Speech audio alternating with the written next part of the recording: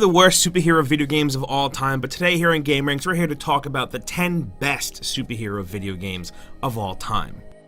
Starting off at number 10, we have X-Men Origins Wolverine, and let me just say that it always blew my mind how much better this movie tie-in game was than the movie it's based off of. It's pretty much a basic hack and slash game with pretty simple controls, but still managed to be a blast to actually play. But I think the coolest thing about this game was its M rating. It was pretty bloody for a superhero game, but it did an excellent job at capturing how brutal Logan can be, which is something the X-Men movies didn't really capture because they couldn't. You know, they were superhero movies before we really started getting R-rated superhero movies, so Logan couldn't go running around hacking limbs off left and right. There's very much so a movie version of Wolverine and a comic book version of Wolverine, and this game leans way more closely to the comic book version of Wolverine, which I really appreciate because that version is pretty brutal. Yeah, this game really had like no right being this good.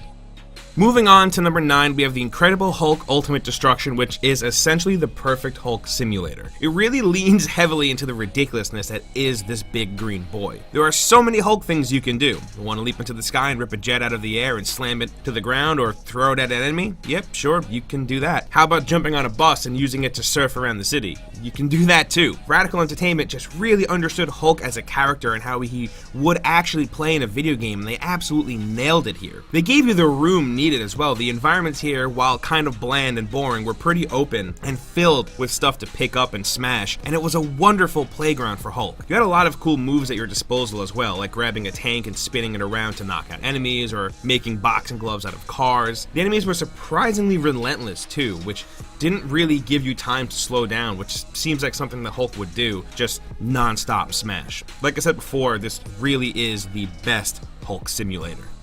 At number 8, we have Infamous 2, which, yes, isn't a superhero game in the same fashion as the rest of the games on this list, but it's still a superhero game.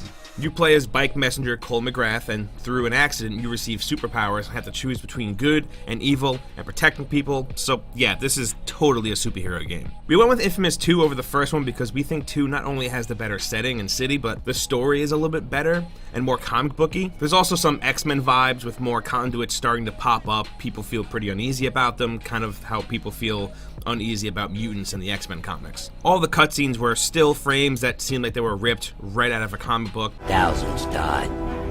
5 square blocks, smashed into rubble. And at the center was me. Alive, but changed. But no one could have seen what was coming. There was also the whole with great power comes great responsibility vibe that I got that also carried over into Infamous Second Son as well. I think Sucker Punch killed it with making their very own original superhero story. Moving on to number 7, we have Captain America and the Avengers, and I gotta say that this is one of my all-time favorite superhero games. I always had the SNES copy and actually just got to play the actual arcade cabinet last year, and I almost cried. This is your typical run-of-the-mill arcade beat-em-up where you can play as Captain America, Hawkeye, Iron Man, and Vision. There really isn't anything crazy about this game at all that sets it apart from other beat-em-up games or superhero games, but this came out on SNES in 1993 when I was a kid, and I think that being able to play as some of my favorite heroes and hearing that awesome music and beating the shit out of Red Skull, Ultron, and Crossbones just blew my mind at that age. This one is just straight up nostalgia for me. Next up at number 6, we have Deadpool, which is a weird one. Overall, the game is very okay. There's very boring level design, dumb enemies, dull boss fights, and very okay combat. So then why is it on this list exactly?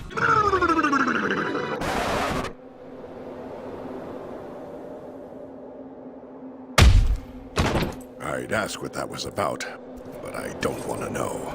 Well, because of like literally everything else. You can tell more time was spent on writing this game than the actual game itself. It's very much a Deadpool game with a lot of Deadpool jokes and a ton of Deadpool antics. Nolan North kills it as Deadpool and has amazing delivery. There's also a ton of classic fourth wall breaking jokes, and seeing Deadpool interact with other X-Men characters like Cable, Wolverine, and Rogue is a lot of fun. You remember that scene where you can just slap Wolverine for like half an hour straight or whatever? Yeah, that was a good bit. I feel like this is definitely a must play for any Deadpool fan. And at number 5, we have Spider-Man 2, you know, the best Spider-Man game based off the best Spider-Man movie. Sam Raimi's Spider-Man 2. The jump from the first game to this one was insane. First off, you had free roam of an open world New York City, your web actually attached to buildings and light poles, where in the first game it was attaching to clouds, pretty much, I guess. Combat was fun, and there was a great cast of villains to face off against, but it was the web swinging that really stole the show. Swinging around New York is hands down the best part of this game. This was the last truly good Spider-Man game for quite some time too. Not everyone after this was horrible, but none of them even held a candle to this one. And this came out in 2004. The only Spider-Man game, in my opinion, to even come close to this one was Marvel's Spider-Man, and that came out in 2018, 14 years later, but we'll talk about that game in a bit. At number 4, Injustice 2 is one hell of a game. NetherRealm has been doing a great job with single-player stories for fighting games, and Injustice 2 was one of the shining examples. It's a great single-player experience. You have to play it, because it's a perfect example of a fresh new DC story that takes a world and characters that you know and love and flips them on their head. Yeah, technically it's all a big excuse to just get every superhero and villain to punch each other a lot, but the actors specifically for Superman and Batman just do such a kick-ass job. Also, it's a well-put-together and extremely fun fighting game. Did we forget to mention that part? And you know what? Include the original Injustice in this too, because it's also great. Oh, and the Injustice comics too. I highly recommend them if you're feeling all of this. You probably won't regret it.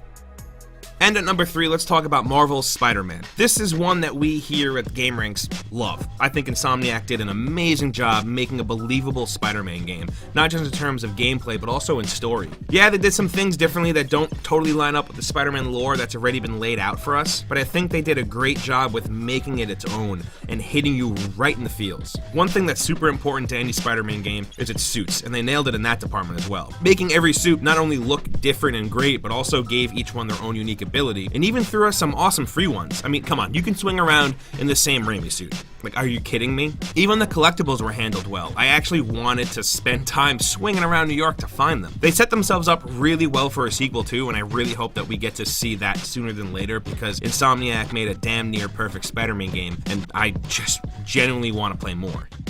Coming in at number 2, we have Marvel Ultimate Alliance 2. Ultimate Alliance blew my mind when it came out, and its sequel was even better. Both of these games are essentially fan service of the video game. First off, you have the Civil War storyline serving as the backdrop here, Civil War being up there as one of the greatest Marvel stories ever, and then you're able to build your team from a giant roster of Marvel characters. You have the heavy hitters like Captain America, Iron Man, and Thor, and then some smaller characters like Luke Cage, Iron Fist, and Songbird, and even villains like Venom and Green Goblin. And having all of them on screen at once, it was just insane. It was almost like playing with your action figures and making up your own teams that might not necessarily happen in the comics or the animated shows. And like any other superhero game that matters, there were alternate costumes that you could unlock. I will say though that while the second one is the better game, the first one had the better roster. I mean, how are you gonna let me play as Blade, Moon Knight, and Doctor Strange and then not let me play as them in the next game? I mean, that's just straight up mean.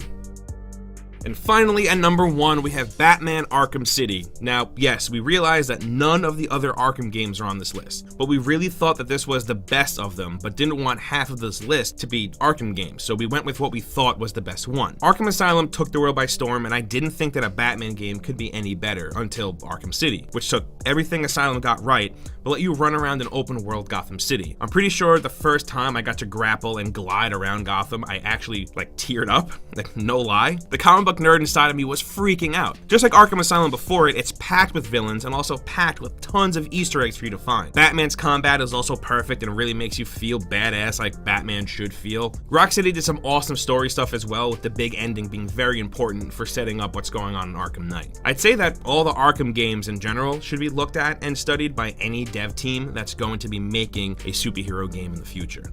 Before we end though, we have some quick bonuses for you that didn't quite make it on the final list, starting off with Marvel vs. Capcom 2. Come on, you really think we weren't going to mention this one here? Not only does it have an awesome roster of heroes, but it also has an awesome roster of Capcom characters as well. As someone that isn't crazy about fighting games in general, this is one that always clicked with me. It was always just a blast to play. And next up, we have The Death and Return of Superman, which is a beat-em-up game based off of the Death of Superman comic arc. The coolest part of this game is that you get to play as a bunch of different characters. Superman, Superboy, Cyborg, Superman Steel and the Eradicator. A quick fun fact about this game, it was actually developed by Sunsoft and Blizzard, which I thought was pretty interesting. And last up for our bonuses, we have The Punisher, the Thomas Jane movie tie-in game. We're fully aware that this game isn't great, but it's just dumb, stupid comic book fun. Thomas Jane returned the voice of Punisher here, which was really cool, and Iron Man also shows up for a minute, which is kind of out of place, yeah, but it's Iron Man, so I really don't care.